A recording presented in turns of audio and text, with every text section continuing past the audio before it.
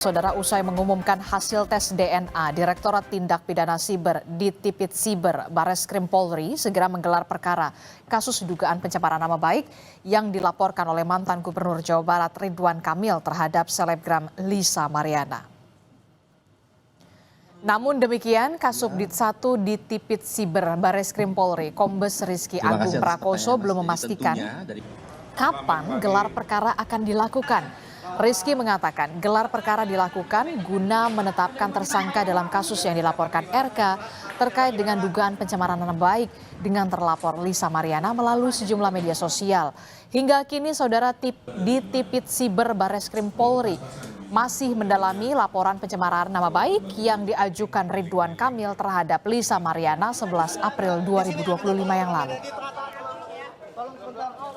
Jadi tentunya dari penyidik terkait dengan informasi ini kita akan melakukan langkah-langkah untuk memberikan kepastian hukum. Mungkin langkah yang paling dekat adalah kita akan melakukan gelar perkara terkait dengan langkah-langkah apa yang akan kita lakukan kemudian. Demikian Mas, terima kasih. Bareskrim Polri segera menggelar perkara kasus dugaan pencemaran nama baik yang dilaporkan mantan Gubernur Jawa Barat Ridwan Kamil terhadap selebgram Lisa Mariana. Dan lebih lengkapnya kita tanyakan kepada jurnalis Kompas TV, sudah ada Triksi Valensina di Bareskrim Polri. Triksi, setelah kemarin Bareskrim sudah mengungkap hasil tes DNA, Ridwan Kamil tidak cocok dengan anak selebgram Lisa Mariana. Kapan gelar perkara akan segera dilakukan untuk penetapan tersangka, Triksi?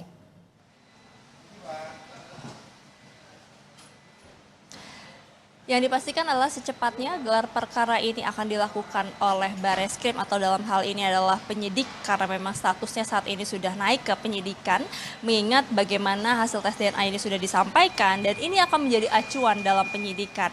Lantaran juga sekalipun ada dari hasil tes DNA ini menyebutkan ketidakcocokan DNA ataupun juga non-identik antara DNA anak dengan DNA Ridwan Kamil. Namun yang harus dipastikan adalah bagaimana proses hukum ini ataupun juga proses laporannya harus terus berjalan.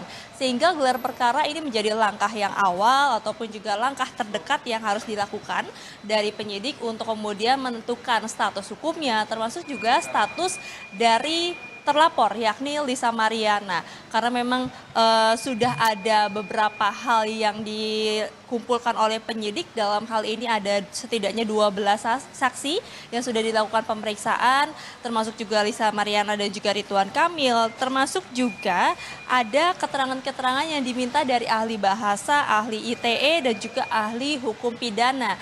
Dan juga diperkuat dengan bukti-bukti yang sudah dikumpulkan baik dari dokumen elektronik, sampel suara, surat-surat, hingga yang terakhir kemarin adalah hasil dari tes DNA. Tentu kan ini sudah dikumpulkan semuanya, maka dari itu penyidik harus melakukan gelar perkara untuk menentukan bagaimana status laporannya, bagaimana status terlapor, termasuk juga apakah kemudian nanti penyidik akan mengumumkan siapa yang dilihat sesuai dengan alat bukti, 2 alat bukti minimal yang sudah sah ini tersangka dari laporan dugaan pencemaran nama baik yang dilaporkan oleh Ridwan Kamil kepada Lisa Mariana.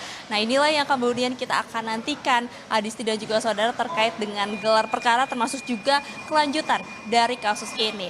Nah, tapi kemarin kalau misalnya dari hasil tes DNA yang sudah disampaikan dalam press conference, ada tanggapan-tanggapan juga yang dikeluarkan. Yang pertama misalnya kita melihat tanggapan dari Lisa Mariana yang diunggah dalam sosial medianya menyebutkan bahwa dirinya ini menduga ada rekayasa dari hasil tes DNA, tidak menerima hasil dari tes DNA tersebut dan juga meminta untuk diusut tuntas. Sementara kalau misalnya kita melihat dari penasihat hukum Ridwan Kamil, Muslim Jaya Butar-Butar, menyebutkan bahwa meskipun saat ini proses hukumnya berjalan, Ridwan Kamil masih menempuh pertimbangkan langkah-langkah hukum, tapi tidak menutup kemungkinan ataupun juga membuka jalur untuk damai. Jadi memang ada kemungkinan-kemungkinan yang disampaikan oleh penasehat hukum selain misalnya jalur hukum adalah jalur damai. Akan ada negosiasi atau mungkin perbincangan yang akan dilakukan untuk menempuh jalur lain.